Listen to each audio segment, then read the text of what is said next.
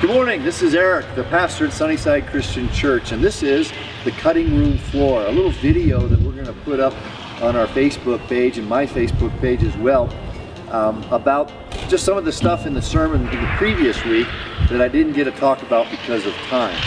And what I want to talk about to you this morning on this beautiful Colorado day, the first major snow of the year, is a little word called content. It's found in Philippians chapter 4, verse 11.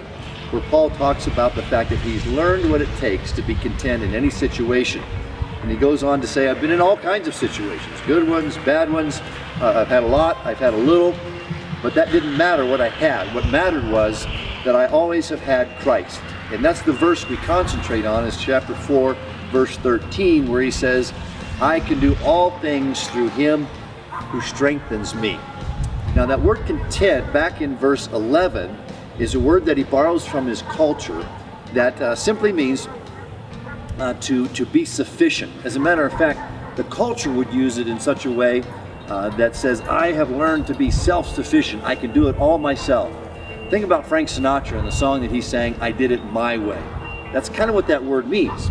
Well, Paul uses it in a completely different sense. He kind of turns it around completely and says, it's not that I can do all things through myself, but I can do all things through him who strengthens me, meaning Christ.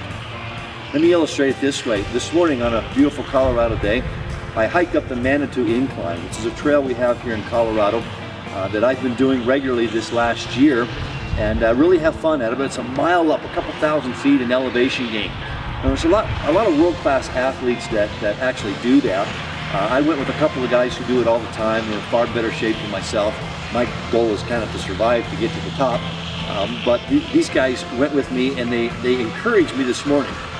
They would go a little ways. They would even have to stop and wait for me and turn around and encourage me to make it to the top. And finally, I made it to the top. Now, what a lot of people do at the top is to take a selfie just to prove that they've been there. Almost everybody does it.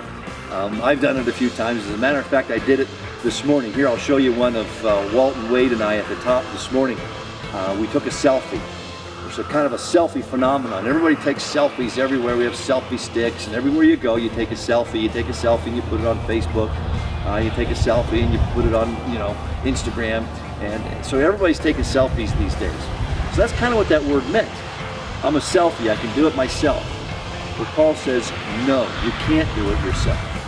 As a matter of fact, in Scripture, a number of places, Paul talks about the fact that we as Christians must not rely on ourselves, but we must rely on Christ. Another passage that's very clear on that is when he wrote to the Corinthians in 2 Corinthians chapter 3, verse 5.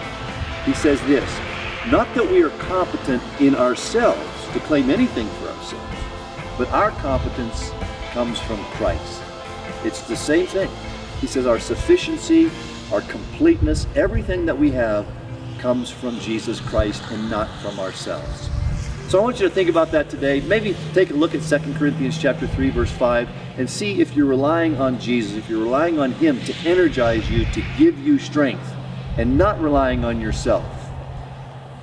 Don't take a selfie. Take a Jesus, whatever that means. This is Eric, and this is the cutting room floor. Thanks.